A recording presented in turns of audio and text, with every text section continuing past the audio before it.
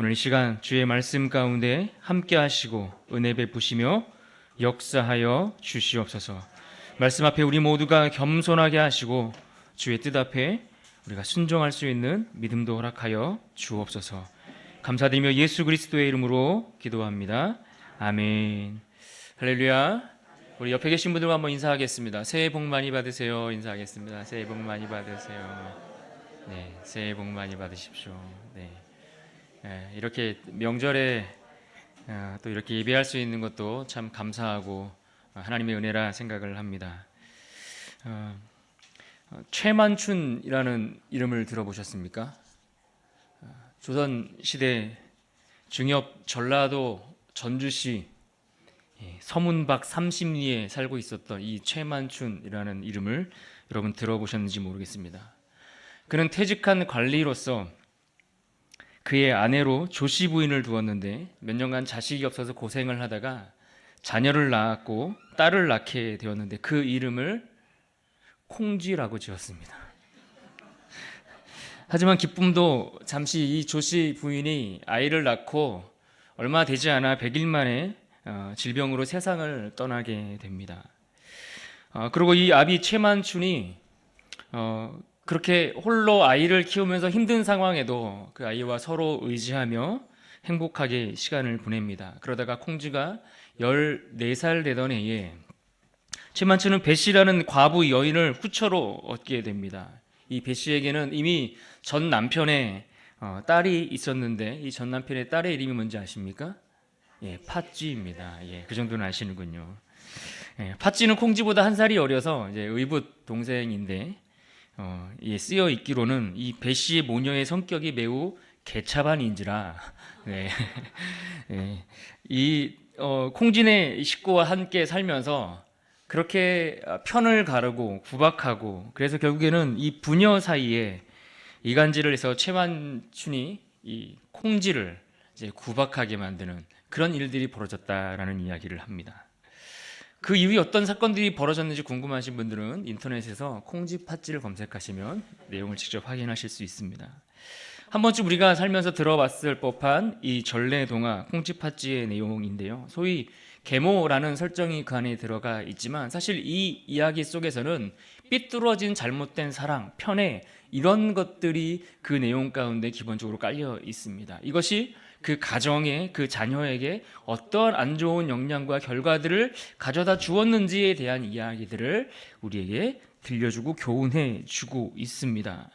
그런데 놀라운 것은 오늘 우리가 살아가는 이 땅의 가정들을 들여다보면 마치 현대판 콩쥐 팥쥐의 이야기를 들여다보는 것처럼 말도 안 되는 이야기들이 우리에게 펼쳐지고 있는 것을 깨닫게 됩니다. 심지어 수천 년 전 구약 시대에 살았던 그 시대 성경 속 인물들의 그 가정 속에도 그와 같은 가정사의 문제들로 인해서 어려움을 겪고 문제가 되는 것을 우리는 볼 수 있습니다. 더 놀라운 것은 소위 믿음의 족장이라고 불려졌던 그들의 가정에서도 이런 똑같은 문제를 가지고서 힘들어하고 괴로워하고 또 이 문제 때문에 아파했던 그들의 이야기를 우리가 살펴볼 수 있다라는 이야기입니다. 오늘 그래서 우리는 이삭이라는 한 인물을 살펴볼 텐데요. 이 이삭을 여러분들은 어떤 인물로 기억을 하십니까? 사실 이삭은 매우 경건한 인물입니다. 매우 경건한 인물임에 분명합니다. 그가 출생했을 때부터 그는 심상치 않은 출생을 합니다. 아버지 아브라함의 나이가 몇 세였습니까? 100세. 그의 어머니 사라의 나이는 90세. 그러니까 현대의학으로도 그리고 당시 그들이 살았던 평균 수명이나 여러 가지를 고려해 본다 할지라도 생물학적으로 이것들이 도무지 계산할 수 없고 말이 안 되는 불가능한 일이 벌어진 겁니다. 기적 같은 일들이 벌어졌는데 하나님의 은혜 가운데 그렇게 이삭이 출생을 했습니다. 게다가 그가 청소년 시기에는 모리아산에 아버지와 함께 오르게 됩니다. 이 모리아산에서 하나님 앞에 믿음의 시험을 통과하면서 그의 자녀를 하나님 앞에 번제로 드리라는 그 믿음의 시험을 통과하면서 이삭은 그의 아버지와 함께 더불어 신앙의 한 걸음 더 성숙함과 성장함을 경험하게 됩니다. 심지어 이복형이었던 누구요? 이스마엘과의 관계도 어떤 관계를 가지고 지냈을까 생각을 해보는데, 그의 아버지 아브라함이 죽었을 때 보면 그의 아버지의 장례를 치르기 위해서 이스마엘과 함께 그 장례를 정성껏 잘 치러 들었다라는 내용이 성경에 나옵니다. 이런 것들을 보면 참 불편한 관계였을 텐데 그 관계도 원만하게 해결해 가려고 애를 썼겠구나 하는 것을 엿볼 수가 있다라는 이야기입니다. 게다가 이삭이라는 인물은요, 묵상하는 영성을 소유한 자로 잘 알려져 있습니다. 그가 그의 아내 리브가를 기다릴 때에 들녘에서 그는 기도하며 묵상하며 하나님이 자기에게 짝으로 지어주실 그 여인을 기다리며 그 시간을 인내했다라고 성경은 우리에게 가르쳐 주고 있습니다. 실제로 그가 또 아내로 맞아들였던 리브가는 어떻습니까? 그 리브가도 이삭만큼이나 믿음의 사람이었습니다. 하나님이 약속하셨던 그 약속의 말씀에 대한 확신을 가졌을 때 그는 800km 떨어진 그 먼 땅, 그 낯선 땅에서 아무도 알지 못하는 그 험한 길을, 부모를 떠나 집을 떠나 그렇게 과감하게 대담하게 그 길을 걸어왔던 여인이 리브가입니다.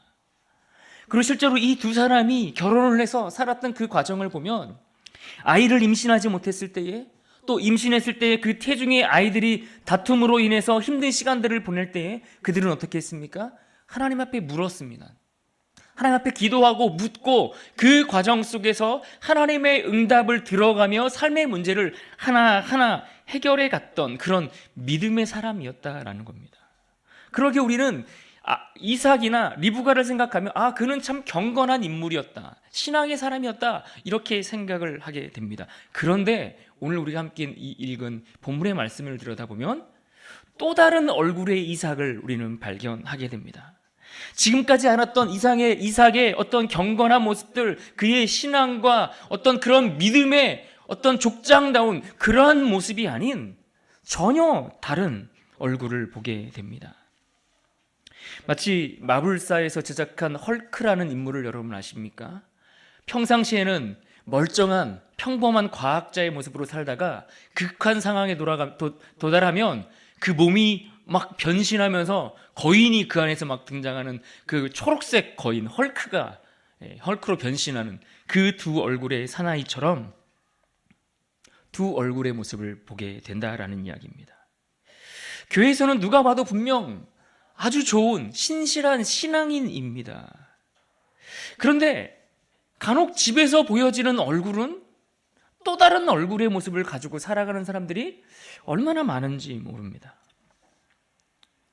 마치 신앙생활할 때의 모습과 가정생활할 때의 모습과 두 가지의 내면이 자꾸만 헷갈리고 혼돈하는 것처럼 보여질 때가 있다라는 이야기입니다. 그래서 오늘 우리가 읽은 본문의 말씀은 누군가의 이야기가 아니라 오늘 우리가 살아가는 삶의 이야기이고 내 문제일 수 있고 나의 이야기일 수 있다라는 것을 우리는 생각해 보셔야 합니다. 우리가 명절 연휴를 보내고 있는데요, 어떠십니까? 이 명절 기간이 다가오면 행복하십니까? 가족들을 만나는 일들이 즐거우신가요? 조용하신 거 보니 할 말은 많지만 내가 하지 않겠다, 이런 느낌이 살짝 있는 것 같습니다. 가족들을 만나면 즐거우십니까? 가족들과 보내는 시간들이 여러분에게 행복하십니까? 열심히 일하고 가정으로 돌아가면 그 가정은 여러분에게 쉼을 줄 만한 안식처가 되고 있습니까? 아니면 불편하고 어색하고 수십 년을 같이 살아온 가족들인데도 여전히 불편한 그런 부분들이 있습니까? 분명 가족은 우리에게 따뜻한 관계에 이어야 하고, 누구보다 사랑해야 하고, 누구보다 감싸주어야 하고, 누구보다 그 가정이라는 공동체 안에 있으면 가장 행복한 시간들을 누릴 수 있어야 합니다. 그런데 실제로 연구 결과들이나 조사들에 따르면 가장 많이 상처를 받는 것이 다른 사람이 아니라 가족들에 의해서 상처를 받는다고 합니다. 가정 안에서 가족들에 의해서 사랑하는 그 사람들을 통해서 가장 가까이 있어야 할 그들을 통해서 사실은 더 많은 상처를 받고 살아간다라고 이야기를 합니다. 그러고 보면 얼마나 이것이 우리에게 비극적이고 안타까운 일인지 모릅니다. 오늘 이삭의 얼굴이 마치 그와 같다라는 이야기입니다. 이삭이 보여주는 모습이 그렇습니다. 이삭을 보십시오. 그리고 그의 아내 리브가를 보십시오. 지금 그들의 얼굴은 믿음 좋은 신앙인의 모습을 보여주지 못하고 있습니다. 믿음도 영성도 바닥을 치고 근심 가운데 휩싸여 버려 있는 그러한 안타까운 얼굴의 모습을 우리는 볼 수가 있습니다. 그렇다면 여러분, 그들이 지니고 있었던 그들의 믿음과 영성, 이것이 도대체 어떻게 사라지게 되었을까 하는 것을 질문해 보면 좋겠습니다. 오늘 본문 1절에 보면 이삭에 대해서 이렇게 표현하는 말씀을 봅니다. 이삭이 나이가 많아 어떻게 됐다고요? 눈이 어두워 잘 보지 못하더니. 이삭이 나이가 많아졌답니다. 그리고 눈이 어두워 잘 보지 못하고 있다라고 표현했습니다. 이것은 단순히 그의 육체적인 상황을 설명하는 이야기만은 아닙니다. 이것은 그가 가지고 있는 지금 현재 영적인 상태, 그가 지금 취하고 있는 그의 믿음과 영성의 수준, 여러분, 이것이 그의 눈이 어두워졌다라고 표현하는 것처럼 그의 영적인 눈이 어두워졌다라는 것을 우리로 하여금 짐작해 해주는 표현입니다. 이삭은 하나님의 말씀을 무시하고 지금 에서를 축복하려고 합니다.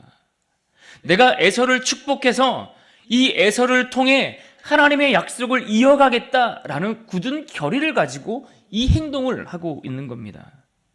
그런데 사실은 하나님이 이미 그들에게 하신 말씀이 있습니다. 창세기 25장 23절에 이런 말씀을 하셨습니다. 같이 한번 우리 함께 읽어보겠습니다. 시작. 여호와께서 이르시되 두 민족이 내 복중에서부터 나누이리라. 이 족속이 저 족속보다 강하겠고 큰 자가 어린 자를 섬기리라 하셨더라. 아멘.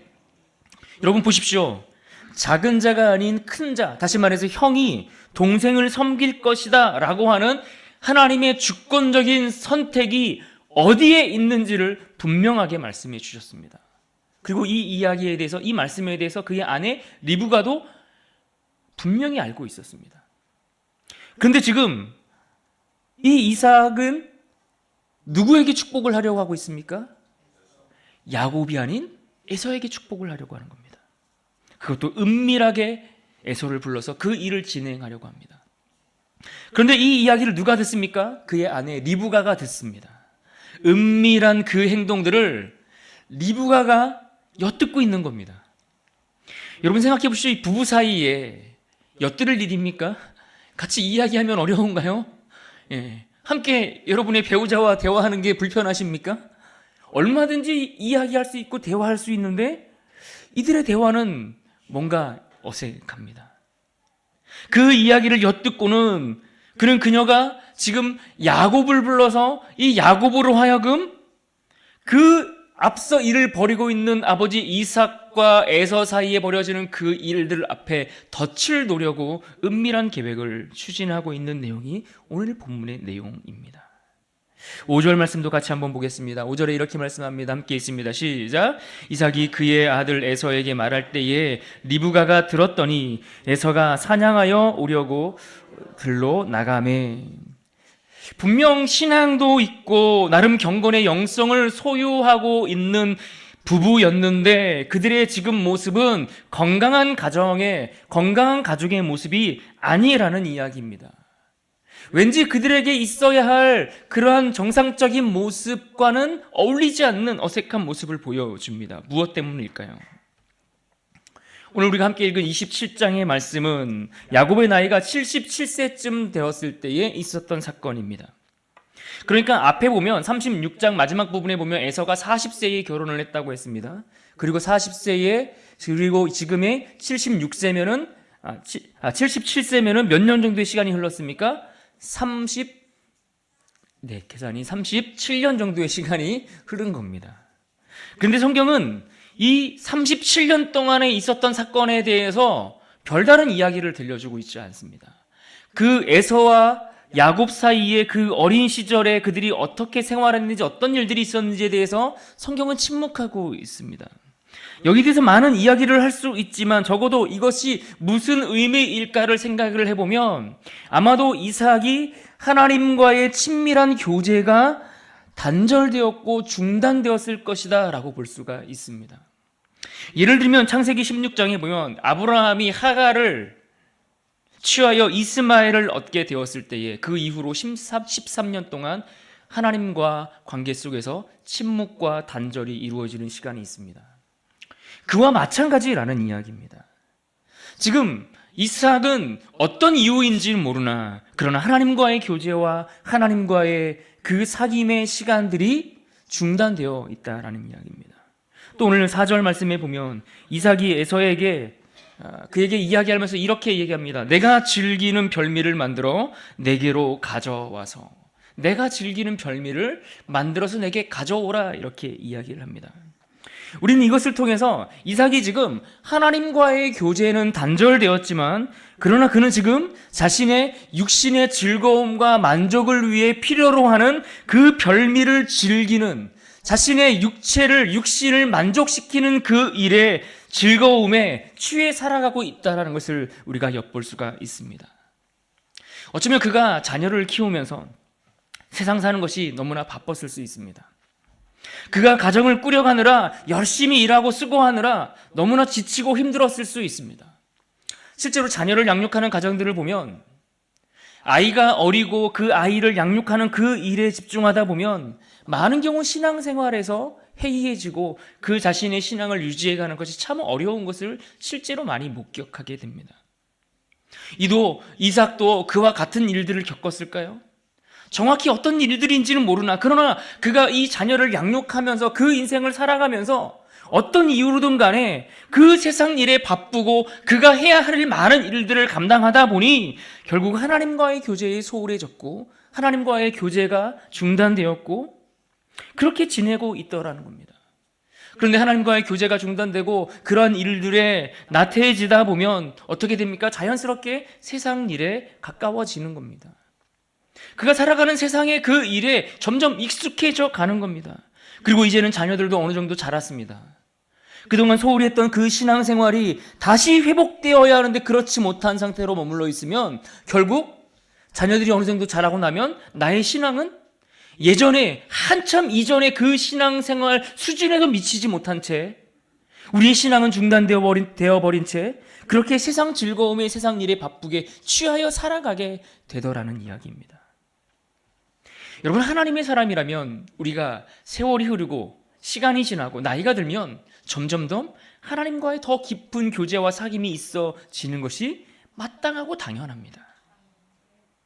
그런데 그렇게 하나님과 교제하고 그분과 사귐이 있는 인생으로 살아가야 하는데 지금 이삭의 모습은 어떻습니까? 그렇지 못하다는 겁니다. 그는 세상의 별미를 즐기는 그런 인생으로 흘러가고 있습니다. 또 하나의 이유를 우리가 생각해 본다면 그들은 지금 자녀가 태어나면서부터 뭔가 이 부부 안에 어떤 일들이 자꾸만 꼬여가고 있는 것을 우리는 생각해 볼 수가 있습니다. 이 부부가 서로 기질이 달랐는지 성격이 달랐는지 뭔가 다른 모습들이 있었을 텐데 그것들로 인해서 서로 자신에게 유일한 편을 선택하여 자기가 원하는 쪽을 선택하여 그쪽을 따라가고 있다라는 이야기입니다. 무슨 말인가 하니 내가 좋아하는 취향, 내가 선호하는 그 경향들을 쫓아가면서 이 자녀들을 대할 때에 서로 나뉘어졌다라는 이야기입니다. 편애하고 있다는 겁니다. 여러분, 아무리 쌍둥이여도 이 쌍둥이는 결코 같지 않습니다. 자세히 보면 얼굴도 다르고 성격도 다르고 뭐든지 다를 수밖에 없습니다. 하나님이 그렇게 고유한 존재로 만드셨기 때문입니다. 한 배에서 나왔을지라도 10명이면 10명이 다 다를 수밖에 없습니다. 그렇게 다른 아이들을 다른 기질, 다른 존재로 서로 인정하고 그들을 대해야 하는데 그렇게 그들을 있는 그대로 인정해주고 대하지를 못하고 그저 자신의 기준에 맞춰서 그 아이들을 대하고 있었다는 겁니다. 내가 좀 더 선호하는 내 기질에 맞는 그 아이들을 더 사랑하고 그 아이들을 더 편들어주고 그렇게 편애하는 일들을 벌여왔다라는 이야기입니다. 한마디로 자신의 기준에 맞추어서 아이들을 재단했습니다. 편애했습니다. 그런데 여러분, 편애는 사랑이 아닙니다. 그것을 사랑이라고 이야기한다면 그것은 삐뚤어진 사랑에 불과합니다. 창세기 25장 27절과 28절에서 그들의 상황을 이렇게 설명했습니다. 같이 한번 읽어보겠습니다. 시작. 그 아이들이 장성함에 에서는 익숙한 사냥꾼이었으므로 들사람이 되고 야곱은 조용한 사람이었으므로 장막에 거주하니 이삭은 에서가 사냥한 고기를 좋아하므로 그를 사랑하고 리브가는 야곱을 사랑하였더라. 여러분, 하나님께서 남자와 여자가 부모를 떠나 한 몸을 이룰지라 라고 말씀을 하셨습니다. 그 이야기는 모든 면에 있어서 하나가 되어서 가정을 아름답게 꾸려가라는 하나님의 명령이 그 안에 담겨져 있는 겁니다. 그런데 이삭과 리브가의 모습을 보면 그렇지 못하다는 것을 우리는 볼 수 있습니다.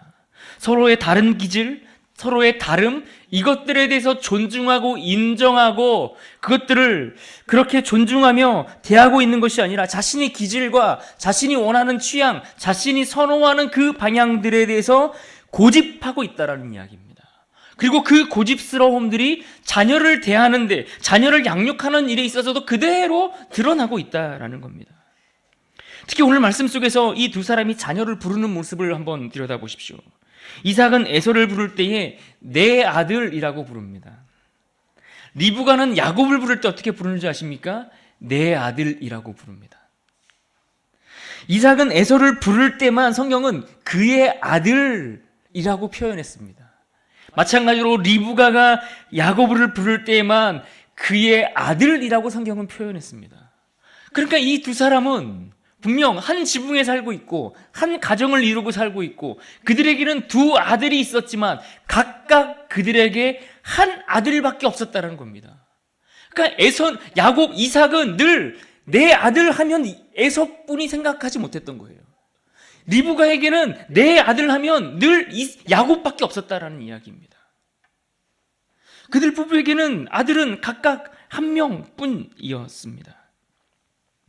가정에서 우리가 우리의 가치, 우리의 기준, 이것을 어디에 두고 살아가는지를 우리는 생각해 볼 수 있어야 합니다. 공부를 잘하고 못된 아들이 좋습니까? 아니면 공부를 못하더라도 착한 아들이 좋습니까? 예수를 안 믿고 돈 잘 버는 남편이 좋습니까? 돈을 못 벌더라도 예수 잘 믿는 남편이 좋습니까? 뭐 굉장히 과감하게 막 선택하시는 분들도 있는데 조금 극단적인 예를 들었지만 뭐 섞이면 가장 좋겠죠. 이렇게 막 적당히 잘. 그런데 여러분, 이게 극단적인 예이긴 하지만 그러나 우리가 정말 중요하게 여기는 가치를 우리가 우리의 가정 안에서 어디에 두고 살아가는지를 생각해 보자라는 이야기입니다. 단편적으로 자녀들의 문제만 아니더라도 우리가 우리의 기준과 중심을 어디에 두고 살아가는지를 생각해 보자라는 겁니다. 그런데 우리는 늘 그렇게 내가 중심에 두고 있는 그 기준을 따라 그것이 자녀이든 그것이 우리의 일터이든 무엇이든 내가 편애하는 것을 따라 살아가는 겁니다. 우리는 그 어떤 한쪽을 선택해서 내가 그것을 기준으로 삼고 그것을 내 것으로 삼아 그것을 편애하며 살아간다라는 이야기입니다. 그런데 내 기준을 따라 그렇게 편애하는 결과들은 우리에게 어떤 결과를 가져다 줄 것 같습니까? 우리가 그렇게 잘못된 기준을 가지고 무엇인가를 한쪽으로 치우쳐서 그것을 편애하며 살아가다 보면 그 결과는 우리가 상상할 수 없는 정말 엉뚱한 결과가 우리에게 찾아오고 그 결과를 우리에게 안겨다 주게 되어 있습니다. 여러분, 이처럼 잘못된 기준, 삐뚤어진 사랑, 이것은 우리에게 정말 안 좋은 결과를 가져다 주는데 특별히 생각해 볼 수 있는 것은 오늘 말씀 속에서 그런 잘못된 사랑은 하나님의 약속을 위협하는 행동의 결과를 가져다 줄 수 있음을 우리는 기억하셔야 합니다. 하나님의 주권은 분명 작은 자를 선택하는 것이었습니다. 하나님은 작은 자라고 말씀하시는데 나는 큰 자라고 고집하고 있는 겁니다. 하나님의 뜻을 알면서도 하나님의 뜻대로 순종하려고 하는 것이 아니라 내 방법대로 따라가겠다라고 고집하고 있는 겁니다. 하나님이 무엇을 원하든 내가 원하는 것들을 반드시 이루고 말겠다라고 하는 나의 아주 못된 고집을 부리고 있는 겁니다. 어리석은 선택을 하고 있다는 겁니다. 그런가 하면 그런 잘못된 삐뚤어진 사랑의 모습 속에서 우리는 형제를 파괴할 뿐만 아니라 그 형제들을 갈라지도록 하는 싸움의 원인을 만드는 그 제공을 부모가 하고 있음을 우리는 볼 수가 있습니다. 내가 기준이 되고 내 취향이 기준이 되면 집안에 다툼이 끊이질 않게 되어 있습니다. 그래서 친구가 3명이 모여도 항상 어떻습니까? 친구가 3이 모이면 항상 한 사람은 외롭습니다. 인간의 기질이 그렇다는 거예요. 인간의 죄된 속성이 그렇다는 거예요. 항상 나를 기준으로 따라가다 보면 그 결과는 죄의 결과를 낳을 수밖에 없게 된다는 이야기입니다. 나를 기준으로 삼으면 결코 건강한 가정을 세울 수도 없고 이룰 수도 없음을 우리는 기억해야만 합니다. 이삭의 가정을 보십시오. 지금 가정이 파괴되고 있습니다. 지금 뿔뿔이 흩어질 위기에 처해 있습니다. 지금 야곱이 이제 이 사건을 통해서 이삭이 에서를 축복하려는 이 사건을 통해 결국은 야곱이 아버지를 속이고 에서를 속이고 그의 부모들을 떠나서 피신할 수밖에 없는 상황이 되고 있는 것을 보지 않습니까? 삐뚤어진 그 부모들의 사랑으로 인해 결국 그 가정이 뿔뿔이 흩어지게 되는 겁니다. 다시는 하나로 뭉쳐서 단란한 가정을 이룰 수 없도록 그 엄청난 그 결과를 초래하게 된다라는 이야기입니다. 부모의 연약함이 결국 이 모든 일들을 초래하고 있는 것을 보게 됩니다. 그러나 여러분, 부모는 분명 우리에게 맡겨주신 자녀들을 믿음으로 잘 양육해야 할 책임이 있는 줄 믿으시기를 바랍니다. 여러분, 그 책임을 잘 감당하라고 하나님이 자녀를 우리에게 맡겨주신 겁니다. 그런데 우리는 자녀를 마치 나의 소유로 생각할 때가 많이 있습니다. 그러나 여러분, 자녀는 나의 소유가 아니라 하나님의 소유임을 믿으셔야 합니다. 우리의 자녀도 내가 하나님의 소유가 된 것처럼 우리의 자녀도 하나님의 소유라는 이야기입니다. 여러분, 이것을 우리가 인정할 수 있어야 합니다. 그래서 가정은 하나님의 말씀이 실천되고 적용되는 가장 기본적인 삶의 터전이 되어야만 합니다. 그런데 오늘날 부모가 하나님이 주신 그 책임과 권위를 제대로 활용하지 못하고 오히려 그것을 망각하고 살아가는 것은 아닌지 생각해 보게 됩니다. 마치 내가 원하는 무엇을 우리의 자녀가 대신 이루어 줄 것처럼 기대를 합니다. 그래서 때로는 나의 아바타처럼 우리의 자녀를 희생시키고 조정하려고 하는 욕심이 우리 안에 있을 때도 솔직히 있는 것을 우리는 인정해야 합니다. 그래서 어느 목사님이 늘 자녀에 관한 설교를 하실 때마다 항상 강조하다 보니까 유명해진 말이 있습니다. 어떤 말인가 하니 문제아는 없고 문제 부모만 있다라는 이야기를 했습니다. 이 세상에 문제아는 그냥 저절로 어디서 갑자기 툭 튀어나오는 게 아니라 문제 부모로 인해서 문제아가 태어난다라는 이야기입니다. 그런 면에 있어서 부모된 우리는 늘 우리의 무거운 책임감을 하나님 앞에 갖지 않을 수가 없는 겁니다. 여러분, 결국 이러한 태도를 지닌 부모가 자녀들이 신앙에 있어서 제대로 된 가르침과 훈계와 양육이 가능할 수 있었을까요?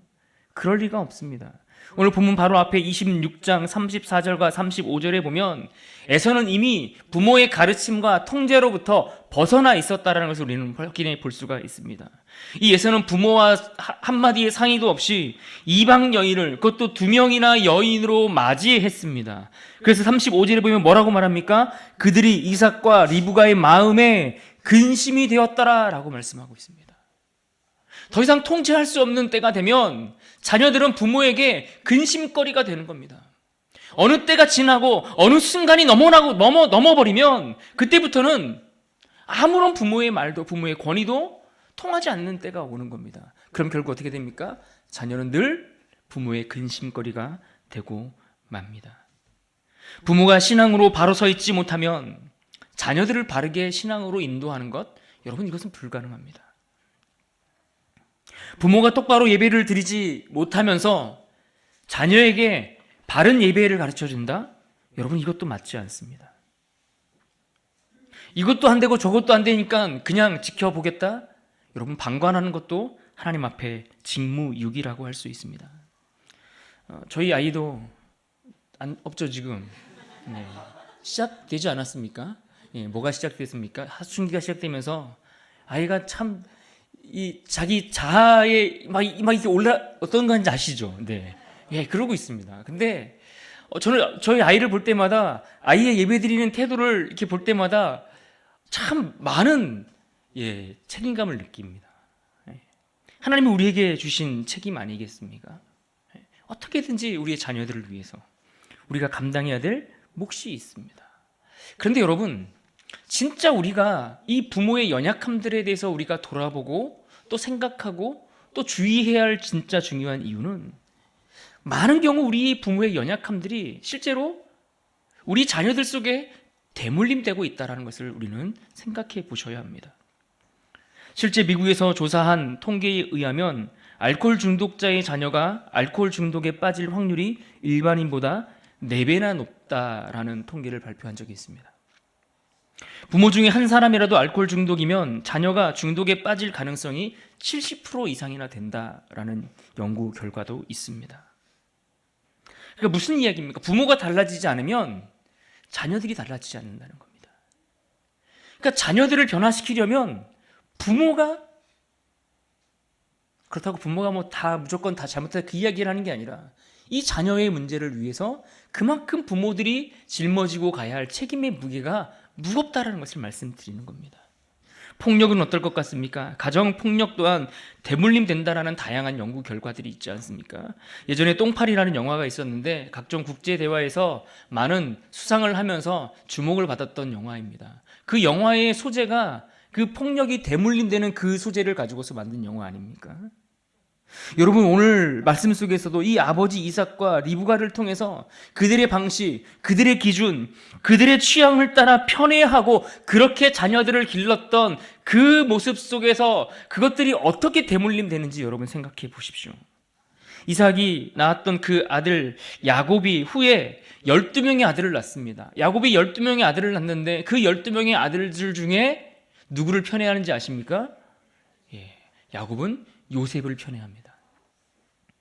그대로 그것이 대물림되어서 야곱도 요셉을 편애해요.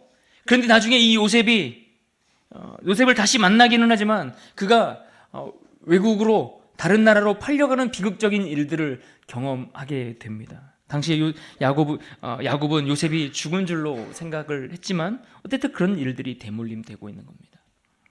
아브라함이 아내를 누이라 속였던 장면이 성경에 2번이나 나옵니다. 그런데 그의 아들 이삭은 역시 그의 아내를 누이라고 속였던 똑같은 장면이 반복되면서 스스로 그의 가정을 큰 위기 가운데 그 화를 자초하는 모습을 우리는 성경을 통해서 볼 수가 있습니다. 안타깝지만 자녀들은 우리의 약점을 많이 담게 되어 있습니다. 우리의 연약한 모습을 담게 되어 있다라는 겁니다. 이런 우리의 약점을 보고 있노라면 참 소망이 없어 보일 때도 있습니다. 낙심될 때가 있습니다. 가정을 든든히 세워갈 수 있는 힘이 사실은 우리에게 없기 때문에 그런 겁니다. 그렇기 때문에 여러분, 우리의 연약함들을 볼 때마다, 우리의 나약함을 볼 때마다 우리에게 소망이 없구나, 저 얼마나 절망되고 좌절될 때마다 우리가 해야 할 일들이 있다면 우리의 시선을 다시 하나님께로 돌리는 일입니다. 거기서부터 시작을 하셔야 합니다. 우리의 부모들이 우리의 자녀들을 책임 맡고 있는, 우리의 가정들의 그 책임을 맡고 있는 부모들이 먼저 우리의 시선을 하나님 앞에 고정시키고 하나님을 바라보는 그것에서부터 출발해서 우리가 지금 할 수 있는 구체적인 일들을 찾아 실행에 옮겨야 한다라는 이야기입니다. 그러려면 오늘 부모된 우리가 먼저 우리의 신앙을 잘 점검해 보셔야 합니다. 우리가 지금 이삭과 같이 하나님과의 교제하는 그 일이 중단되지는 않았는지 우리 신앙을 점검해 보셔야 합니다. 내가 하나님 앞에 드리는 그 예배의 자리가 제대로 하나님 받으실 만한 예배의 자리로 잘 지켜지고 있는지, 내가 하나님과 나 사이에 어떠한 그 경건함을 유지하기 위해 내가 애쓰는 그 일들을 우리는 잘 이행하고 있는지, 내 신앙의 가치와 기준들이 하나님 말씀 앞에 서 있는지 나를 하나하나 조목조목 다시 점검하며 되돌아보셔야 합니다. 그래서 우리가 다시 회복할 수 있는 그 일들을 하나씩 하나씩 힘을 내어 실행에 옮기셔야 합니다. 말씀을 보지 못하셨습니까? 다시 성경을 펴서 하나님의 말씀을 읽기 시작하십시오. 묵상하십시오. 그 말씀을 내 마음속에 새기고 내가 이 말씀을 내 가정 가운데 어떻게 적용할 것인지를 여러분 하나님 앞에 엎드려 물으십시오. 여러분, 우리가 그렇게 하나님 앞에 나의 신앙의 중심을 바르게 세워가는 것으로부터 우리의 가정은 다시 회복되는 것입니다. 여러분, 그 시작은 부모된 자들에게부터 시작이 되어야 합니다. 늦었다 생각하지 마시고 지금이라도 그 일을 감당할 수 있기를 바랍니다. 그러고 나서 해야 될 일이 있다면 나의 기준을 내려놓는 겁니다. 지금껏 내 기준에 의해서 내 관점에 의해서 자녀를 바라보고 어떤 가정의 중요한 결정들을 해 나갔던 모든 것들을 다 내려놓고 하나님의 기준으로 다시 한번 내 가정을 점검해 보는 겁니다. 하나님이 우리의 가정 가운데 원하시는 것이 무엇일까? 지금까지는 우리의 자녀들을 내 기준으로 바라보았습니다. 내가 원하는 조건에 맞는 자녀들만 더 아끼고 사랑했던 모습들이 있었을 수 있습니다. 그러나 그렇게 자녀를 바라보는 것이 아니라 하나님이라면 우리의 자녀들을 어떠한 시각으로 바라보아 주실 것인가? 하나님은 우리의 자녀를 지금 어떠한 관점으로 우리 아이를 기대하고 바라보고 계실까? 장차 이 아이를 통해 하나님께서 어떤 일들을 이루실지에 대해서 우리가 기대하는 마음으로 우리의 자녀들을 그렇게 바라볼 수 있어야 할 것입니다. 지금의 자녀를 보지 마시고 하나님이 기대하시는 그 모습으로 바라볼 수 있는 은혜가 있기를 바랍니다. 그런 마음으로 우리의 자녀들을 축복하는 부모가 되셔야 합니다. 어떤 자녀가 내 노년에 용돈을 줄 놈인가, 이런 걸 생각하지 아니하시고 이런 걸 생각지 마시고 정말 하나님 앞에 쓰임받을 만한 자녀로 세우기 위해 거기에 우리의 관심을 갖고 초점을 가지고 우리의 자녀들을 대하며 우리의 가정들을 그렇게 세워나갈 수 있기를 바랍니다. 여러분, 그렇게 할 때 하나님은 반드시 우리의 가정을 회복시켜 주실 것입니다. 하나님, 우리의 가정 가운데 우리가 기대할 수 없었던 놀라운 일들을 일으켜 세워 주실 것입니다. 비록 그의 가정을 떠나서 피신하는 야곱이지만 하나님은 그 야곱의 인생을 오히려 믿음의 족장으로 아름답게 성장시켜 주시고 믿음의 명장으로 일어설 때까지 그를 버리지 않고 책임져 주시고 이끌어 주시는 것을 우리는 성경을 통해 확인합니다. 여러분, 여기에 우리의 소망을 두셔야 됩니다. 하나님께만 소망이 있음을 알고 우리가 우리의 자녀들을 하나님의 손길에 맡겨드리고 우리의 가정이 하나님에 의해서 다시 온전한 믿음의 가정으로 세워질 수 있기를 기대하는 마음으로 하나님 앞에 다시 한번 우리의 중심을 정돈하고 세워갈 수 있는 모두가 될 수 있기를 주님의 이름으로 축원합니다. 이 시간 같이 한번 기도하면 좋겠습니다. 기도할 때에 하나님, 우리가 겉으로만 보여지는 모양이 아니라 진짜 믿음의 가문으로 설 수 있기를 원합니다. 하나님, 우리의 가정들이 또 우리의 자녀들이 하나님 앞에 다시 우리의 중심과 마음을 새롭게 세워갈 수 있도록 인도해 달라고 기도합시다. 하나님, 우리의 가정의 중심을 부모된 자들이 먼저 잘 지켜갈 수 있게 하나님 도와주시고 우리 허락하신 부모들을 통해 하나님 우리의 자녀들을 믿음으로 잘 양육해 갈 수 있도록 하나님 우리의 가정을 회복시키시고 연약한 부분들과 나약한 부분들과 무너진 우리의 모든 영역들이 우리의 가정들이 하나님 안에서 회복될 수 있도록 은혜를 더하여 주시옵소서. 같이 한번 기도하며 나아갑시다. 살아계신 하나님, 감사합니다. 하나님들, 우리가 연약함 가운데 아버지 우리가 시간들을 보내며 살아가지만 아버지 그 연약함들을 주께서 불쌍히 여겨주시기를 원합니다. 다시 한번 우리의 삶과 우리의 중심을 하나님 앞에 내려놓고 아버지 우리가 어떻게 이 가정을 회복하고 세워갈 수 있을지 하나님 앞에 기도하며 우리의 중심을 신앙 안에서, 말씀 안에서, 믿음 안에서 다시 한번 점검해 나갈 수 있기를 간절히 기도하고 소망합니다. 하나님, 믿음으로 우리의 가정을 세워갈 수 있도록 은혜를 허락하여 주시옵소서. 믿음으로 우리의 가정들을 잘 돌보며 일으켜 나갈 수 있도록 하나님 역사하여 주시옵소서. 특별히 명절을 맞아 우리가 아버지 가족들이 모이는 이 명절에 우리의 가족의 의미를 다시 한번 생각해 봅니다. 하나님이 우리에게 허락하신 이 가족이 우리에게 어떤 의미가 있는지, 우리에게 무엇을 어떻게 원하시고 기대하시고 우리에게 이 보금자리를 허락하여 주셨는지 깨닫게 하여 주시어서 하나님 우리 안에 참심과 회복이 있는 가정 되게 하여 주시고 정말 하나님의 말씀과 기준이 적용되고 실천되는 아름다운 가정으로 주님 삼아 주시옵소서. 각 성도들의 마음속을 주께서 주장하여 주시고 저들의 가정과 저들의 삶의 중심 가운데 하나님의 은혜가 임하게 하여 주셔서 주셔서 저들의 가정, 저들의 자녀들 가운데도, 그 자녀들의 인생 가운데도 하나님께서 지키시고 돌보시는 놀라운 은혜가 우리 가운데 일어날 수 있도록 주님 도와주시옵소서. 그 은혜와 회복을 우리 가운데 허락하여 주시고 인도하여 주시기를 간절히 원하오니 하나님 함께 하시고 인도하여 주시옵소서. 하나님 아버지 감사합니다. 이 명절을 맞아 가족들과 함께 이 시간들을 보내며 하나님 앞에 예배할 때에 가정의 의미를 다시 한번 생각해 봅니다. 하나님, 우리가 허락하신 이 가정이 그 어느 곳보다 하나님이 주시는 쉼과 회복이 있는 아름다운 가정 되도록 인도하여 주시옵소서.